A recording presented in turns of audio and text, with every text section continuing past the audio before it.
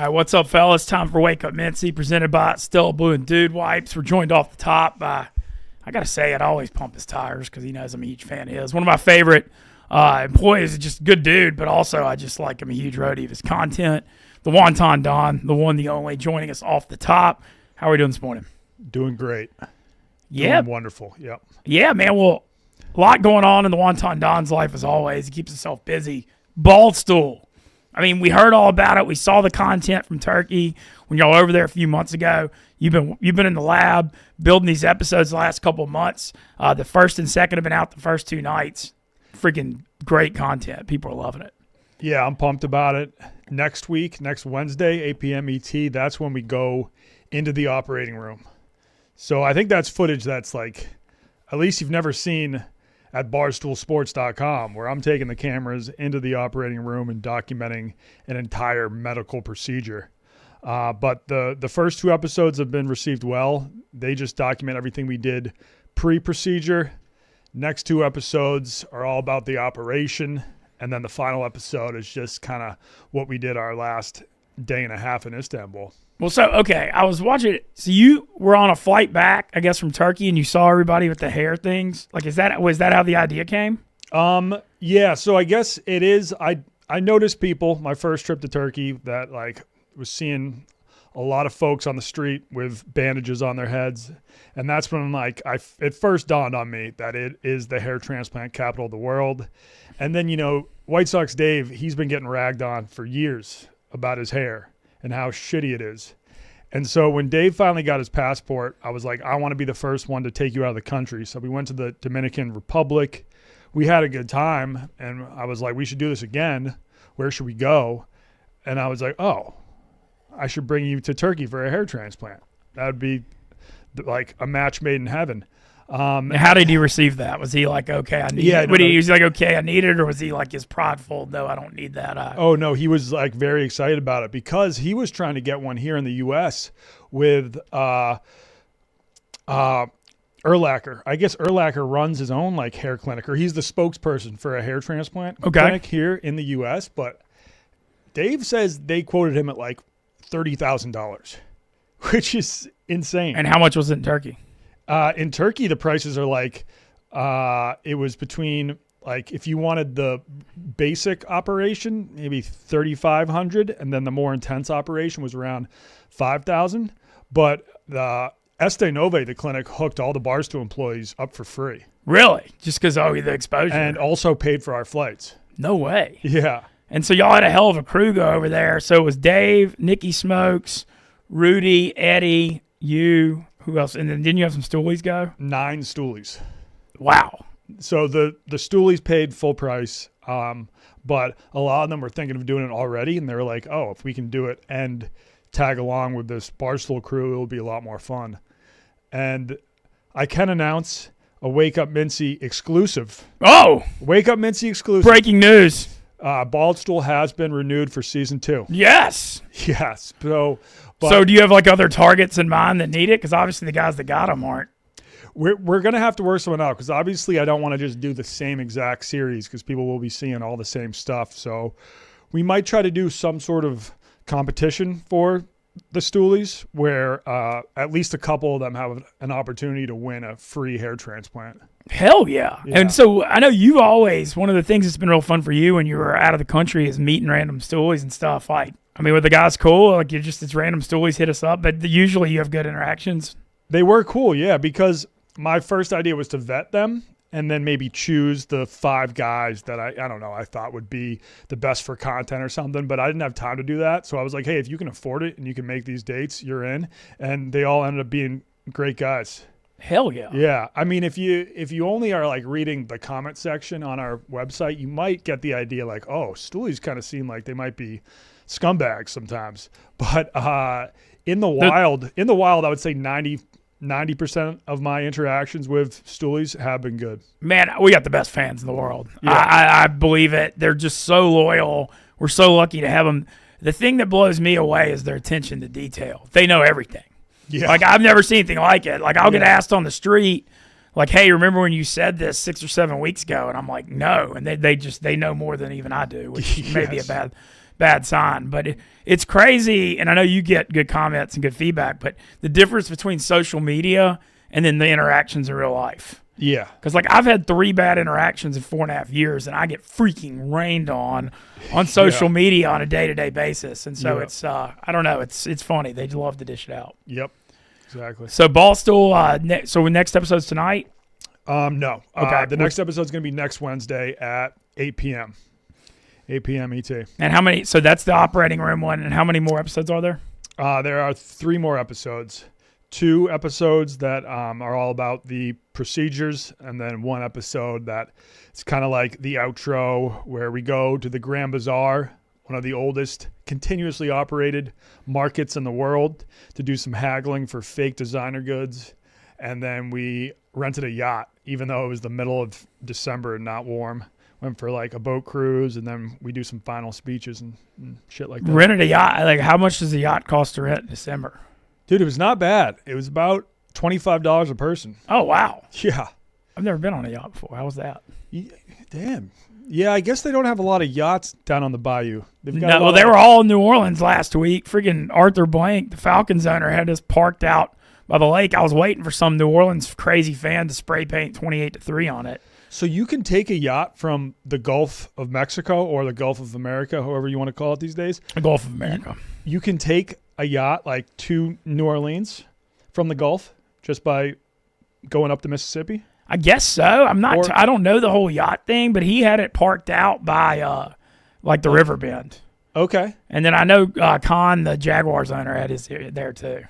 That's pretty cool. But I thought the Arthur Blank thing was wild because the Saints and Falcons, they hate each other so much. I'm like, dude, somebody's going to vandalize this yacht. Like, people people hate them. And, like, people in my text thread were like, hey, Mintz, like, if you go spray paint 28-3 on this, you'll be immortal. I'm like, well, man, I'll be in jail for a long time. But I guess So I didn't really think about it. But that is cool, though. I've never thought about, like, yachts actually going up the Mississippi to New Orleans. Yeah, that's wild. Other thing I want to mention, you got exciting news on the way, man. We're pumped for you. You've got a little one coming in the next week or 2, right? Yes, any day now. It's fully cooked, just waiting for the oven door to open. That's why I wanted to get this whole Bald Stool series done first, because once that happens, I won't really be able to be at my computer doing much work. So, like the 5 episodes of Bald Stool are pretty much done. So, even when I'm on paternity leave, they'll still be coming out. That's freaking awesome, man. Well, you've had a roundabout road. You lived in Shanghai for 6 years? Almost 8, yeah. Almost 8. 8. Do you feel like a vibe where like you've traveled and you've done so much that you're ready for this, or is it still like nerve-wracking? Yeah. I think I'm as ready as I'll ever be. Hell yeah, man. Well, I'm excited for you. Check out Bald Stool. I guess you're going to be at home a lot the next few weeks. Mm-hmm. You're going to be a little more off the road this year, I would think. Yeah. But after Bald Stool, we got Pekin dropping, which is the hiking show I'm doing with Biz Nasty. Dude, love that. How'd that idea come about? Biz sent me a text wondering why I've never, I went to Everest base camp, but I didn't climb Everest. And I was like, it's too expensive and I wasn't really qualified. And he let me know that he's been hiking a lot and he would love to hike sometime.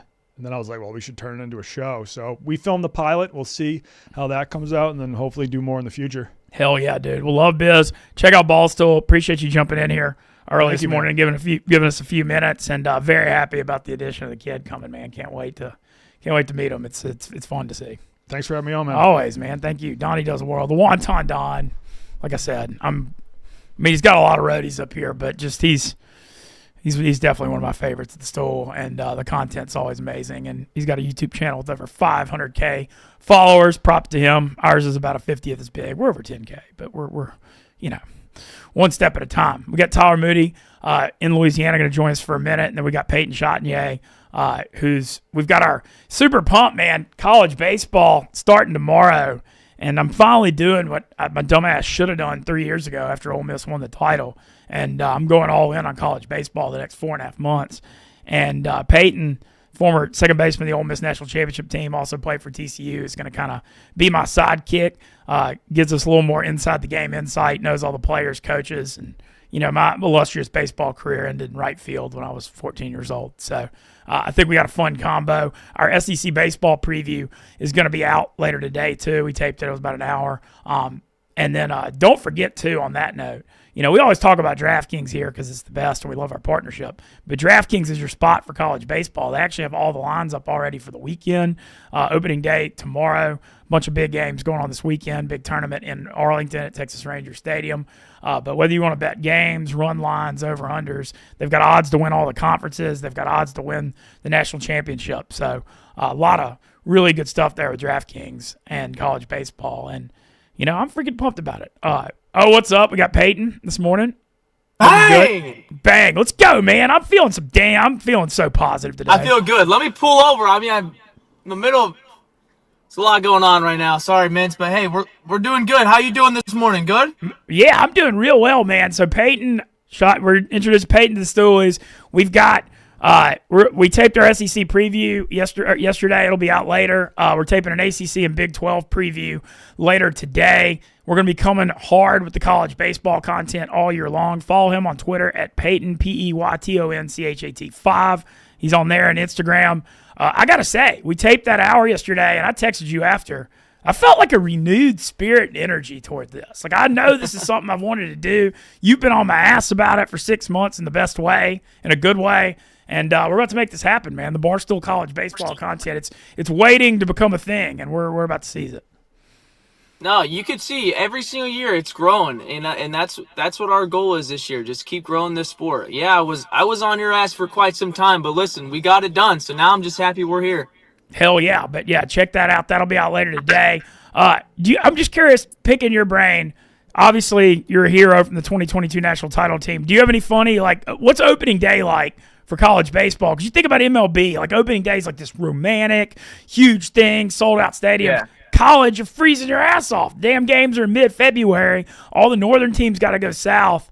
But still, opening day at Swayze was always special. And then I love these early season tournaments. I mean, opening day in Swayze is unbelievable because, you play on a Friday, but that Wednesday, all the frat dudes are lined up. They're camping out so they can get their spot there. I mean, the biggest thing about game day is obviously you're no longer having to scrimmage yourself. Like all fall, all through even the winter, you're starting to inter squad, scrimmaging yourself, and then finally you get to play a team, and that's when it's a lot of fun because you don't have to worry about facing, your own ace. You got to just play against somebody else. What's the cold weather thing like in February and March for college baseball? Because I feel as I watch it, I feel like, and I'm always looking at it from the gambling perspective, but it feels like games are lower scoring when the weather's cold. Because I can't imagine when it's 35, 40 degrees and it's windy and rainy, you're hitting with those metal bats. That doesn't seem like it would be very fun. Yeah, it sucks. Nowadays, people use little thumb guards, but hitting in the cold is miserable. That's probably actually something we should look into is the unders on every single cold game. Yeah, I think it's a real thing. But yeah, the season starts tomorrow. Obviously, the big eyes this weekend are going to be on huge tournament in Arlington at Texas Rangers ballpark. Yeah. Ole Miss, the revenge tour starts tomorrow. They're playing Arizona. Hunter Elliott, the ace back. You've also got Texas, Clemson, Louisville, Oklahoma State, and Arizona in it. So, man, that's on Flow Sports. So you got to buy it, which is kind of annoying, but I'm going to do it because I'm going to just sit around and watch college baseball all weekend. It's also snowing its ass off up here, so it seems like a great weekend to just sit around and watch college baseball. Yeah. Did you ever play? I know you played in a couple of those early season tournaments, right? Oh yeah, I've played in Arlington. I've been up to Minnesota. Played in the Viking Stadium. We played over where was it? Oh, ECU. We played over there for a tournament. It's a lot of fun. These tournaments, especially the Arlington one, is a blast, and there's going to be some good fans there. Oh yeah, no, the Arlington one draws huge, especially with the University of Texas. There, Ole Miss and Texas play Saturday night at 8. I think there'll be over 20,000 fans at that thing. And college baseball, it just continues to grow more and more because it's just such a fun, great product. It's so kind of unpredictable, whereas, and I don't know, all the games matter because there's only 60 of them, and there's 30 conference, and I don't know. I just feel like we're sitting on something here that's going to be really big. No, I think it's awesome. Like I said, this game's growing, man. We just need to make the people that aren't aware more aware. If Ole Miss travels to Arlington, that series could flip in I would say if we had an extra 5,000 people there, like the UT fans are gonna travel. That's gonna be our biggest issue. Is they're gonna already be there. They're not too far. But if Ole Miss travels there, that watch out this weekend. Like I've been saying, don't sleep on them Revs. I know. I'm buying into it too. It's been two tough years after the national championship, but the Ole Miss thing this year, new pitching coach and Mangum from the Indians, and Hunter Elliott, the hero from Omaha, has missed 2 full seasons. He's back as the Friday night guy. I can't wait to see him pitch. I'm buying the bounce back from the Reps. I really am. I'm feeling it. At the top of college baseball, Tennessee's the defending national champion. They had to replace like their entire roster, minus a couple guys, their shortstop Curley, but still got to give Vitello the benefit of the doubt. I mean, I feel like they might be an Omaha team. I do think they might step back a little bit. Yeah, I would not be surprised if they're in Omaha. We kind of broke down the team yesterday. Lost some key players, but you cannot rule out Vitello and the boys. He just knows how to win baseball, and he gets those boys going. You can tell Tennessee plays with a different swagger than most teams. Maybe sometimes they're trying to just get back to that 2022 team with the swagger they had. But watch out for Tennessee. They're going to be good for sure. Yeah, no doubt. And so the top 4 teams in the SEC preseason, I feel like there's a tier 1, and we get into this way more in the SEC preview that's going to be out later today. But it's Tennessee. A&M has like everybody back on their team minus their closer, Evan Aschenbach. But they lost Coach Schloss, which was a huge deal. They lost their pitching coach. So you got to see how Michael Early, the hitting coach, does as the new coach. They're hyped up. LSU's like number 3. They crushed the portal. Jay Johnson's killing it there. They got a really deep team. And then Arkansas, who's always really good, probably best pitching staff in the SEC. Those look like the top 4 teams in the SEC going in. I want to ask also, last year in Omaha, you had 4 SEC teams and 4 ACC teams. SEC ended up kind of dominating, and as they always do. But looking around like the rest of college baseball, non-SEC, what teams kind of stand out to you? Non-SEC, I'm high on Virginia. I have Virginia 1 for me. Really? I think they're going to be really good this year. They're an old, experienced team, and I don't know if people aren't aware, but Virginia's a really good baseball program. They make Omaha almost every year. Omaha, exactly. Like I think people are sleeping on them a little bit. Not really, I think, because they're ranked like 2 in most polls, but I've got them at 1. That would be 1. I think Los and the boys are going to have a bounce back season at TCU too. That's a guy I'd love to get on here and start talking to about their team, no doubt. So I'm also looking at the ACC. Florida State had a really good year last year. They blew that Tennessee game in Omaha, but I'm a huge Link Jarrett guy. He, almost got Notre Dame to the College World Series, and then last year in his second year at Florida State, they were like 100-1 to win the title and ended up making a run. And they got Jamie Arnold, who people feel the lefty who's like people think is the top arm in college baseball. I think they'll be really good. I also think North Carolina looks really good. I know they lost Vance Honeycutt, who was like a first-team All-American, but they seem pretty loaded. But I feel like the ACC in college baseball, I wish their fans were a little better. I feel like they actually have a great league. When you look at like Louisville and Clemson, NC State made it to Omaha last year. I feel like it's a super good college baseball league. I just don't think the fans support it like the SEC does. I would agree. I don't know what it is. Most of them are maybe more basketball, football schools or something, but you have good competition in the ACC. It's probably more top heavy and then falls off a little bit on the bottom. But overall, there's good baseball. There's good baseball everywhere right now. Yeah, and then I want to also ask you about the Big 12. We're going to be doing that preview later. You played for TCU last year. They have an awesome program. I know last year may have not been their best year. Texas Tech's always really good every year. They're at North Carolina this weekend, which is an awesome opening series. When you look at the rest of the Big 12, anybody else stand out to you? It's going to be weird. Oklahoma and Texas no longer members. Oklahoma and Texas no longer there. I think it makes room for more people. Of course, I think TCU is going to do really good this year.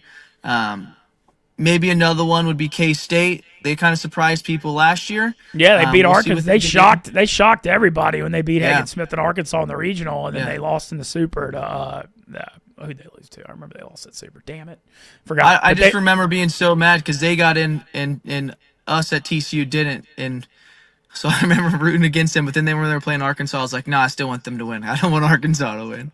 Yeah, but man, it's going to be fun this year. I'm super, super excited. It gets going tomorrow. We're going to be hitting it hard. I know college baseball, like conference play usually starts in like late March, but the early part of college baseball used to be kind of like you feel like it was preseason, but man, it's taken off the last few years with all these big tournaments. The Arlington one I mentioned, they've Vandy's playing out in Arizona, playing Grand Canyon. That'll be fun. I don't know. I think these tournaments have kind of turned into like a big thing, like showcases. Yeah, no, this is good. And if I was a coach, I'd want to play good competition in the very beginning. And also, Ole Miss is historically really good in the very beginning of their season. So I would want to play great competitions because then it's gonna bump up your RPI and all that kind of stuff.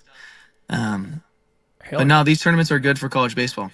All right, favorite. I want to hit you real quick with some stuff from 2022. Yep. You mentioned yesterday the Miami Regional was your favorite. I remember you had that like super key hit. Was it the 7th inning against Miami? Something like that. And then you went off against Arizona when we beat them, when Ole Miss beat them 17-5. But of that title run, so that was your favorite memory? That was probably like personally mine. But I mean, if I don't say winning it all, then I'd be stupid. Like. Obviously, winning it all was the coolest thing ever. I'll tell you another moment that was really cool for me was before the very first game we're playing Auburn, the national anthem's going on. And, you get emotional in the national anthem. There's so many people. But then as soon as that national anthem was done, all of a sudden you just hear, hell yeah. Yeah.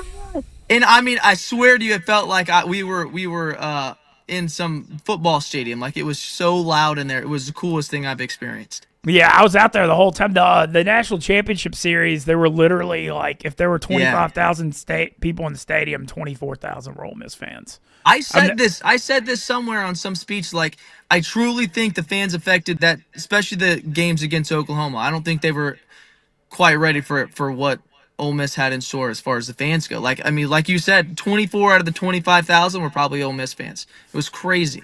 What was it like, just the mystique of Omaha? Like, when you look at, like, college baseball is getting bigger, but the Omaha mystique is always just such a thing. And, like, those night, especially when you play at night out there, like, those day games are hot as hell. But, man, it was night out there. It's like a slice of, like, American heaven. It feels like Field of Dreams. It's so cool. It's so cool. Like, I go back to there's that clip in Sandlot, the movie, where they're playing over like 4th of July or something like that, and it's like this American dream. It's exactly what it felt like.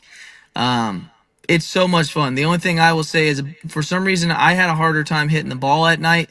I couldn't see very well, so day games, like, I'd rather be 105, but we're playing at 1.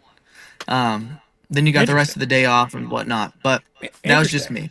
The Omaha thing, like, was it weird playing, like, the ballpark? Like, you play all year in, like, smaller ballparks in college, and Swayze's a little smaller. And then you get to Omaha, and, like, all these home runs don't even make it to the warning track. Like, was that, like, a thing playing out there? Yeah, which didn't really help us. We were a team that relied on the long ball a lot, but obviously our pitching stepped up a ton, and then we still hit. We just didn't hit as many home runs. The ballpark it's tough to get out, but then I also say that, but we went back to back homers. So at the same time, didn't affect most people. Maybe it just affected me.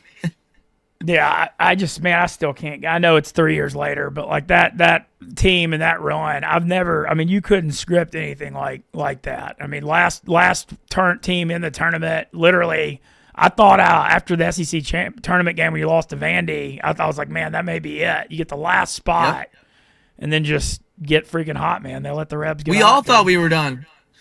On that bus ride back, you got people crying, people saying, "I love you, man. Thank you so much for everything you guys have done." Yada yada. Like, nobody thought we were gonna get in. And then that morning, we were watching the selection show, and you can tell, like, the coaches are being weird about it. And so they knew we didn't. And I get a text from somebody I was doing a podcast with previously, said, "Congrats, you guys are in." And I was like, "What are you talking about? Selection show hadn't even started yet. How do you guys know this?" But he had some inside sources, so we knew early. And boy, it was so cool. It was the best. It was the best feeling whenever Coach P said, "Hey, we got practice this weekend," because practice today because we're still in it. Most of the time we're like, "All right, fine." Yeah, I can imagine. But yeah, that 22 run just unbelievable. And I'm just getting, like I said, we're in the spirit of this thing. It starts tomorrow. When I look at this weekend, I mentioned that Arlington tournament is going to be really kind of the showcase. Texas Tech and North Carolina, I think, is interesting. Texas Tech fell off a little bit last year, but they've got a really good program. Vandy playing out at Grand Canyon in Arizona, I also think will be kind of interesting too. Yeah, I mean, there's a lot of good games this weekend. Probably the Arlington's the most popular one, but there's good games all around right now. Yeah, and also DraftKings released their lines last night for the game, so I'm getting in the lab. I'm gonna be riding this. I know I'm taking something. I've been waiting on this Hunter Elliott comeback, so we're gonna cook something up. But once again, appreciate you joining us this morning.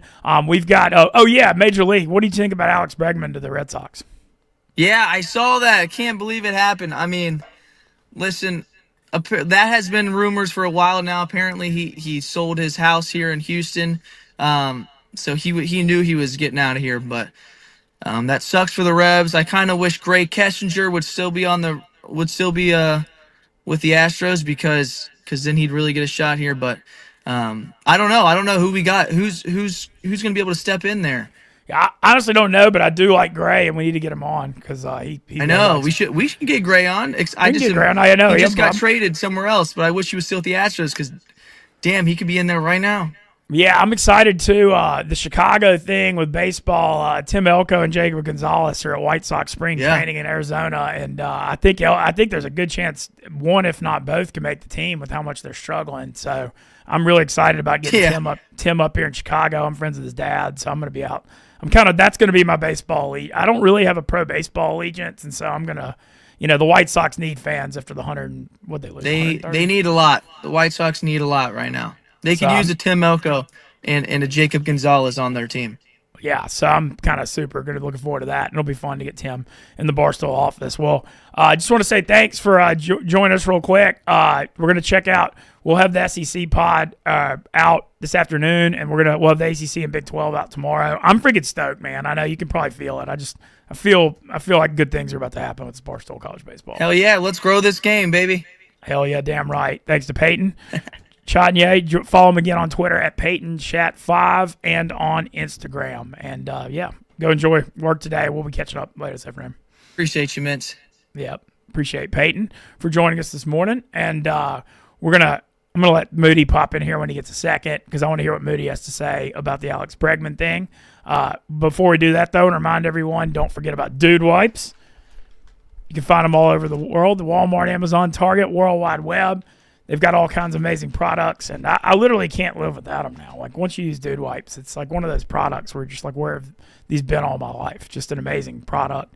And shout out Stella Blue Coffee as well. I'm currently maybe drinking like 5 to 6 cups a day here, but it is what it is. It's freezing outside. So Stella Blue Coffee is keeping me warm. That's for sure. But yeah, a lot of good stuff. Also, had a lot of fun with Frank the Tank on yesterday. Shout out Jinx.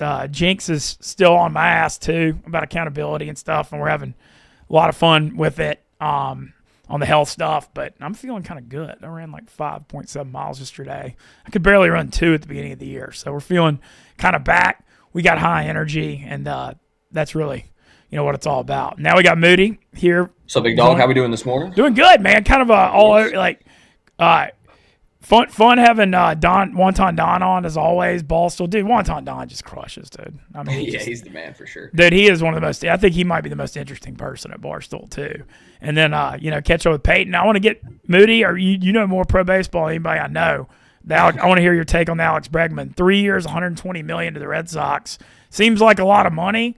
But especially because him holding out that long, I didn't know he'd be able to get 40 a year. What do you think about it? I was shocked that he got $40 million a year. It is an overpay. They overpaid him, but I think it's okay, right? I think it's an okay overpay based on how well he fits with the Red Sox. There was people talking about him going to the Tigers and to the Cubs. He is not as good of a fit for those teams. Alex Bregman makes a ton of sense, though, as a Boston Red Sox for a couple of reasons. He is a Deadpool hitter, and he hits a lot of fly balls. He should hit a lot of doubles off the monster, and he should clear the monster a decent amount.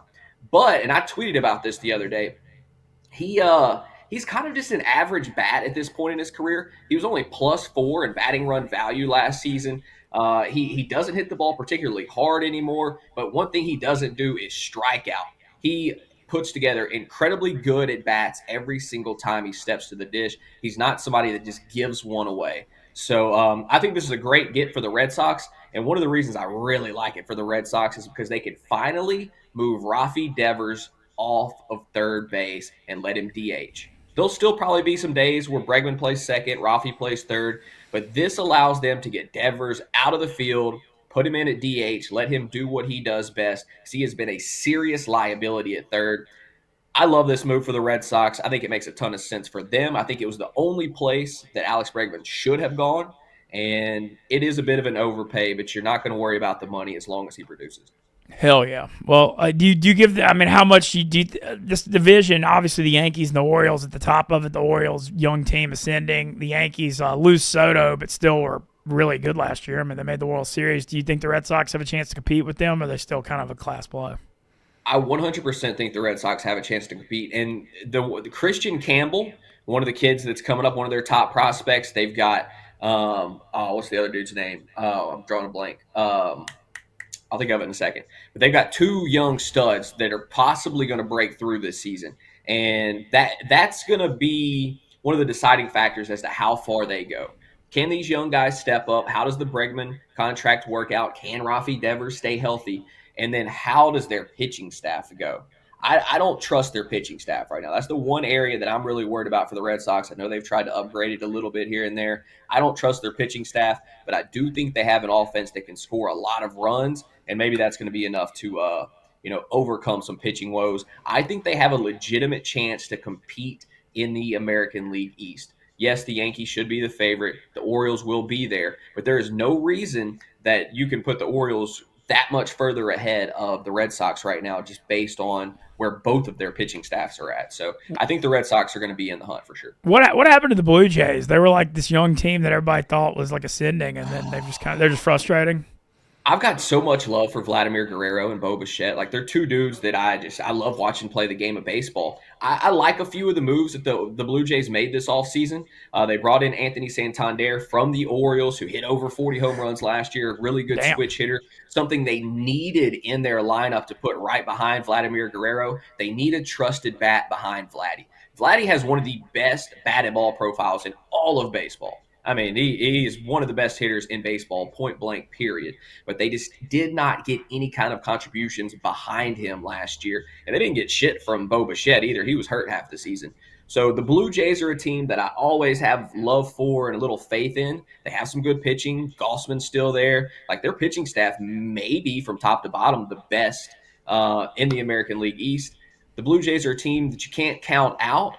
But, man, it feels like they're lacking something. I don't know what it is. There's some kind of spark. And even though Vladdy is such a good baseball player individually, I worry about him as a leader sometimes. And I just don't know that team has a leader. But I never count them out. They got talent. We'll see what happens. I like the Santander addition this year. You feel there's like a vibe changing of the sea. I mean, it's still freezing here, but like football ending, obviously the Eagles left no doubt. Now Major League's about to have spring training starting. College baseball starts tomorrow. I'm kind of feeling it and embracing it. I mean, I love football season as much as anybody. It was a long one. I'm ready for this baseball, man. I'm into it. Yeah, I think tomorrow will really get us in baseball. That feeling. As soon as you see that first pitch, with that first time the ball pops the catcher's glove, you get that little tingle and that feeling, and you know that it's baseball season. And there's nothing better. Obviously, it's my favorite time of the year. I'm incredibly excited, ready for spring training. We're just a few weeks away from spring training right now, so that's right around the corner as well. And I mean, it's the best time of the year, baby. Yeah, I know. I'm feeling it too. It's snowing up here.